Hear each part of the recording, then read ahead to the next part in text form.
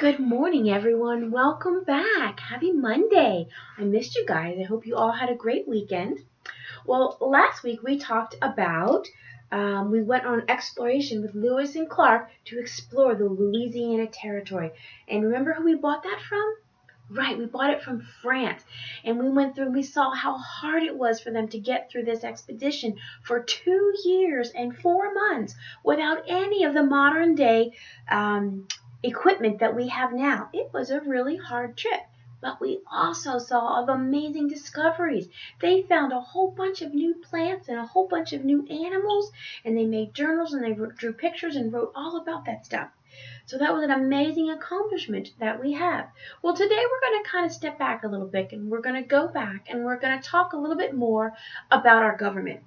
Do you remember our three branches of government, what they are? What's the first one?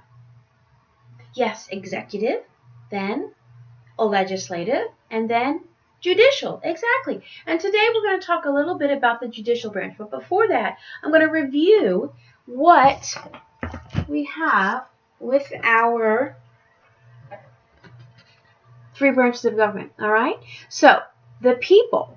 First we have the executive branch, the legislative branch, and the judicial branch. All right? So, the people that are in the executive branch are the president. The people that are in the legislative branch are the House and the Senate, which make up the Congress. And the people that are in the judicial branch are the justices and the judges. All right? Now, what are the jobs of each of them? Well, remember, the job of the executive branch is to carry out the laws.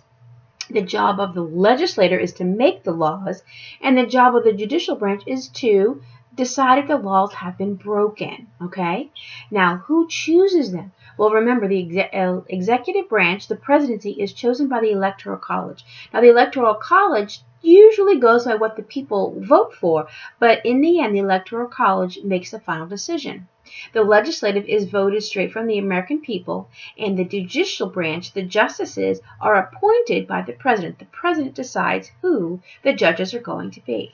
So that was a quick recap of the three branches. And like I said, today we are going to focus on the judicial branch and the Supreme Court, all right? And the person who made huge steps for the Supreme Court. He made big advances. He really made the judicial branch powerful. And we're going to talk about him in just a moment. Okay, so you have in the Supreme Court, you have justices. And right now we have 9 justices. They're judges that are on the Supreme Court. But of those 9, one of them is the leader, is the top judge, the top justice. And he is called the Chief Justice. He is the leader of the justices or the judges that are in the Supreme Court. The top judge of the United States Supreme Court.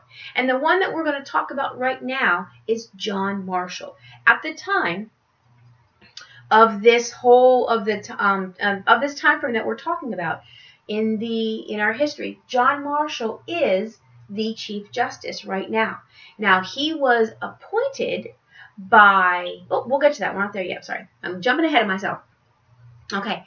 Now, John Marshall, who's the Chief Justice now, he set all kinds of precedences for the Supreme Court. In the same way that George Washington set a whole bunch of precedences for the presidency and for the executive branch, John Marshall did that for the judicial branch. Now, let's talk a little bit about him. He was the 4th Chief Justice. All right, so we've already had 3. He's the 4th one. He was appointed by John Adams. Now, this is something very important to remember. He was appointed by John Adams right before Thomas Jefferson became president. That could cause a little bit of issue in a little bit. And he served for 34 years. That is a long time. In fact, that is the longest time that we've ever had a Chief Justice be Chief Justice. There hasn't been one that's been that long, not even today. 34 years, that's a really long time. Okay, so we talked about John Marshall and who he was, and that he was the Chief Justice. Okay, so I had said that,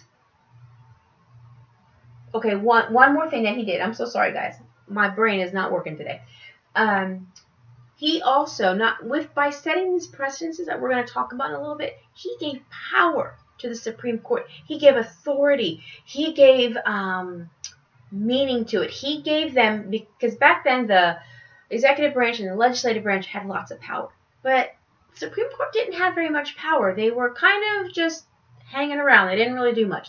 Well, John Marshall made sure that they did do things and that they were important. And when they talked, people started listening. They said, what do they have to say? They have something important to say. They have a good contribution to our country. And John Marshall did that. And we're going to talk about how he did that and what he did. But let's kind of go back a little bit to those political parties. The Democratic Republicans and the Federalists. Remember, we talked about, first of all, John Marshall was a Federalist because he was appointed by John Adams, who was a Federalist. Thomas Jefferson was a Democratic Republican. So if John Marshall is the Chief Justice, Thomas Jefferson is the President, and they come from different parties, do you think they agreed a lot? No, they didn't agree a lot at all.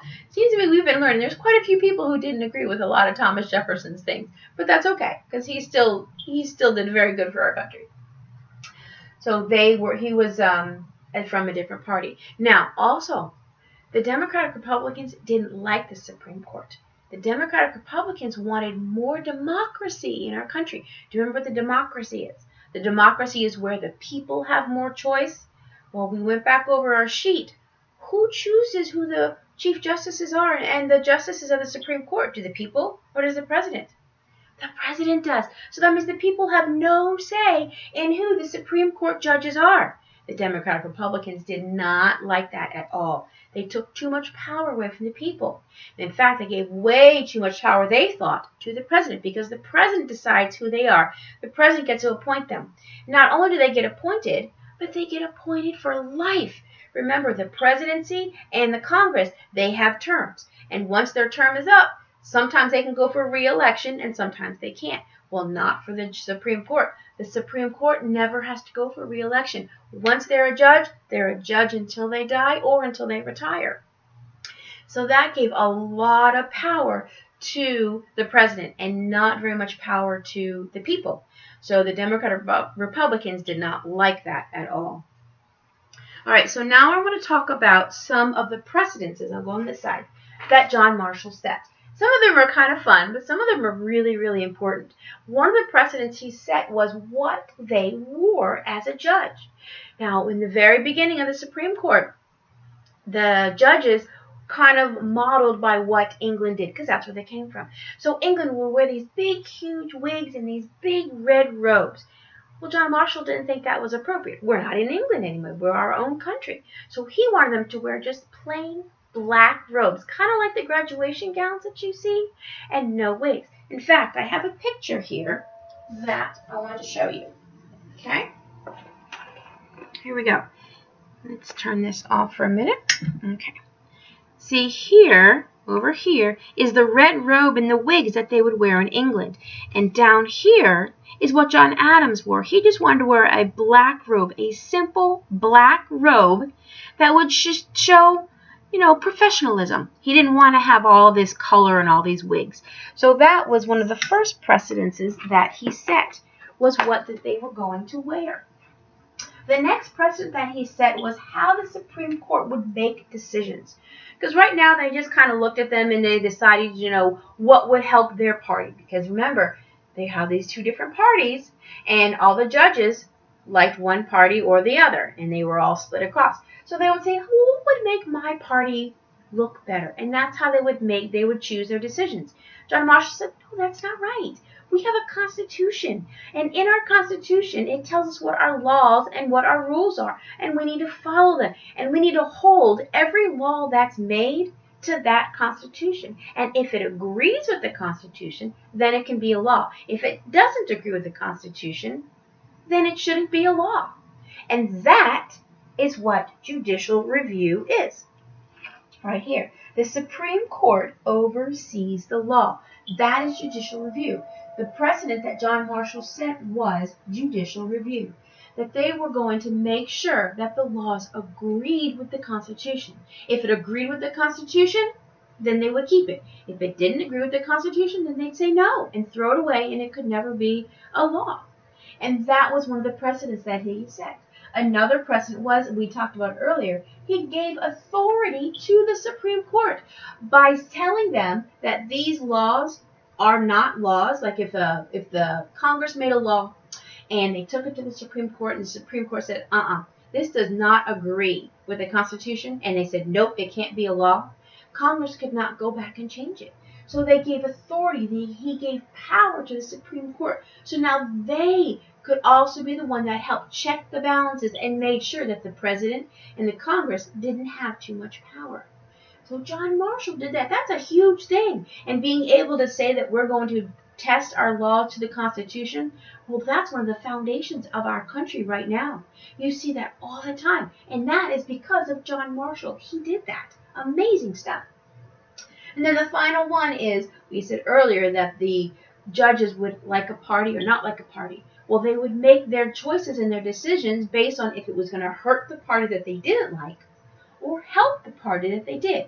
John Marshall said, that's not fair. That's not right. That's not following the Constitution. So he said, you should not help or hurt the political parties. You need to go test everything to the Constitution. And if it agrees with the Constitution, it's good. If it doesn't, it's bad, and don't use it. And that's what he stuck. And those are the precedences that he set for our Supreme Court, which are awesome, awesome precedences. He made the Supreme Court powerful.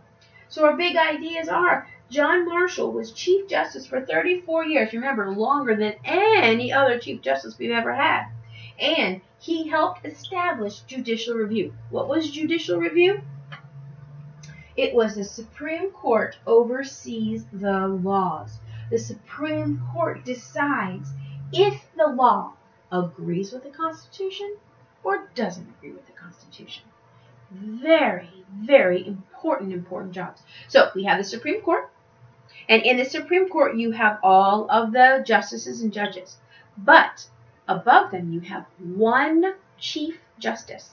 One Chief Justice who is the top judge of all of the Supreme Court judges. All right? Okay, so I want to go over your paper with you today. All right, turn this off. Okay. All right, here is our review paper on John Marshall. So you can see this is a picture of the Capitol right here, because at this time they did not actually have a Supreme Court building yet. We do now, but they didn't back then. So they would use the Capitol to do all of their business in. So this is, and there's a picture of John Marshall in that black robe that he wore. Okay, so I want you to fill in each of the precedences that he set. So the first one was, wore a simple what kind of a robe as a judge? What color was that robe that he wore? Down here, he began judicial review. The Supreme Court can decide if a law agrees with what very important document that our founding fathers wrote do the laws have to agree with. And then finally, said the Supreme Court justices should not try to help or, what's the opposite of help? Other political parties. All right? Then down here, mark which answer is correct, or write the answer down on a piece of paper. That's fine. Number one, how do Supreme Court justices get their position? Are they elected by the people? Are they chosen by the president? Or are they chosen by Congress? Okay, we talked about that in the beginning. What is the top judge in the Supreme Court called? Is he called a justice? Is he called a chief judge? Or is he called the Chief Justice? Now, what word best describes John Marshall? Was it just justice? Was it just chief judge? Or was it just Chief Justice? Which one of those three best describes what his role was in the Supreme Court? And finally, how did judicial review affect the Supreme Court? Did it make it weak? Did it make it powerful? Or did it make it large? Okay, that's your study guide for today. I would like you to fill that out, send it to your teacher, and it'll be a participation grade. All right, guys? I miss you. I love you. If you have any questions, just give us an email and let us know. All right, bye.